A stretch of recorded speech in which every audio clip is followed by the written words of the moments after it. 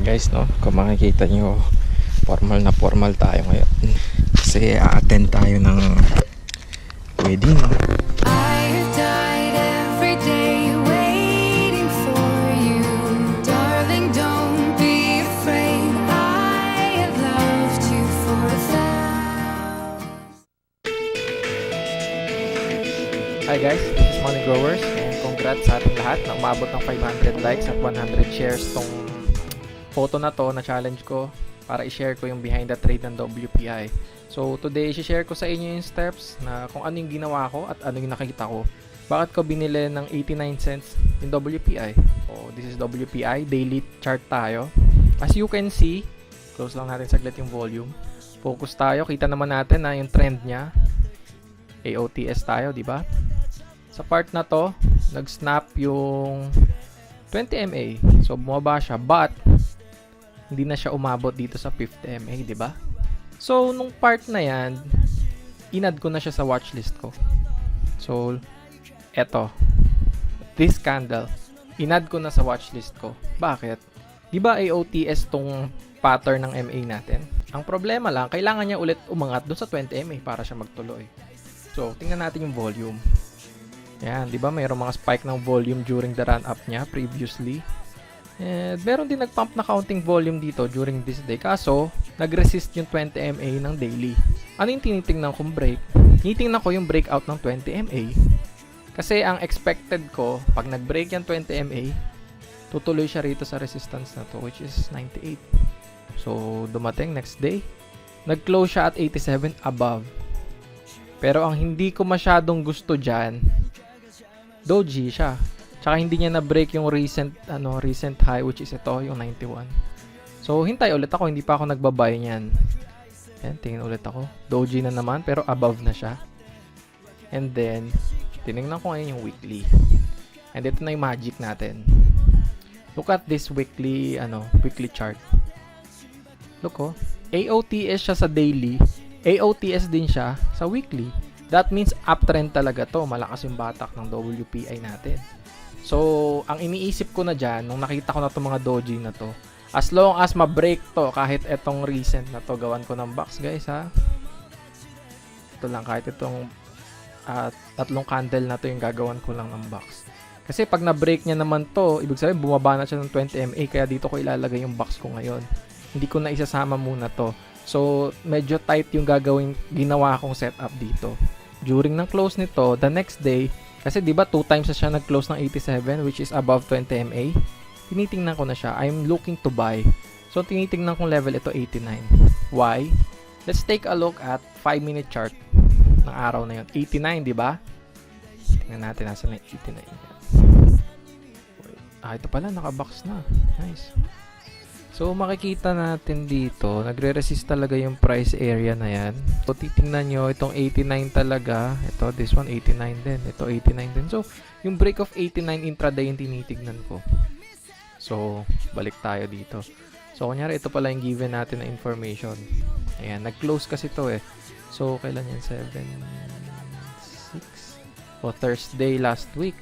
Ayan, nag-close siya at 87 yung doji. So, the next day, I was looking to buy pagka nag-open siya above that area. So, tingnan nyo. May volume agad, oh. Nag-uunahan na yung tao dyan, 89. Dyan ako nag-buy.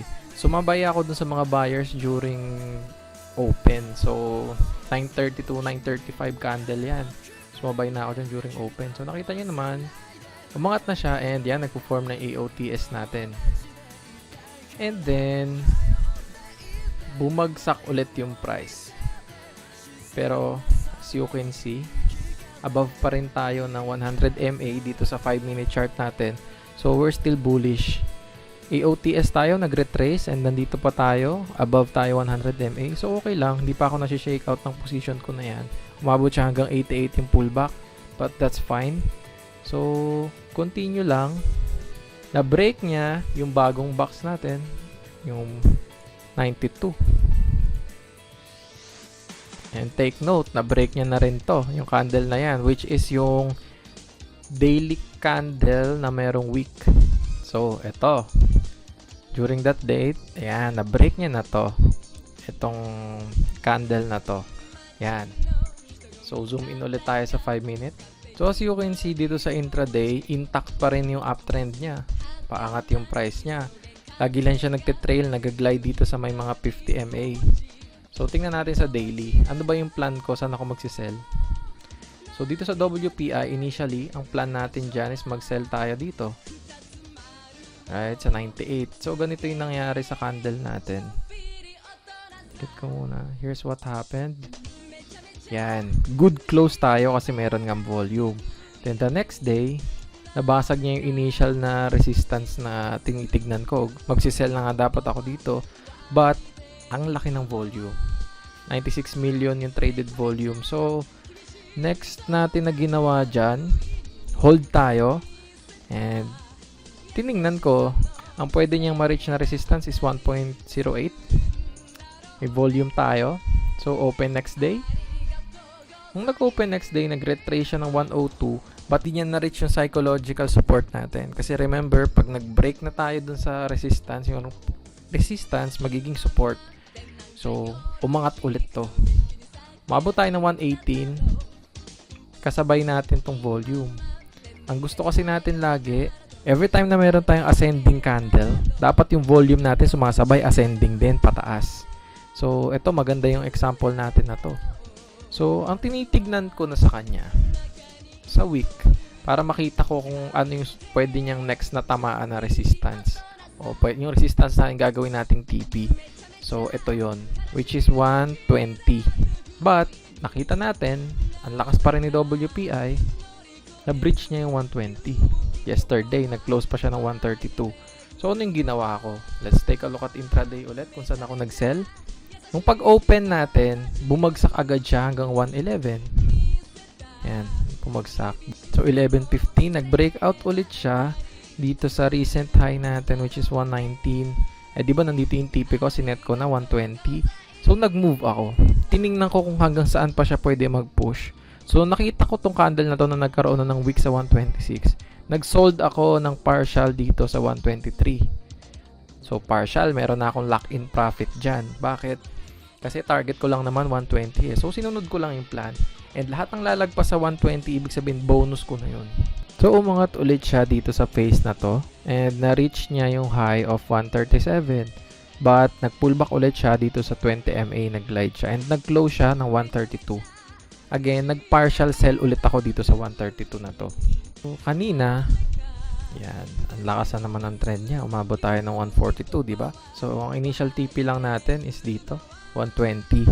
Lahat ibig sabihin ng sosobra dito is bonus profit na. So, hindi mo naman kailangan na mag-regret kung na-miss mo na yung play na yon. Kasi overtime naman may lalabas na ganyang pattern eh. Overtime, pwede kang makakuha ng opportunity para kumita ng pera. But as long as you follow your plan, panalo ka every trade eh. So, ayun lang i-share ko sa inyo today. So, congrats sa mga nag-win dito, nag-profit sa WPI. Thank you for listening, guys. God bless. めちゃめちゃ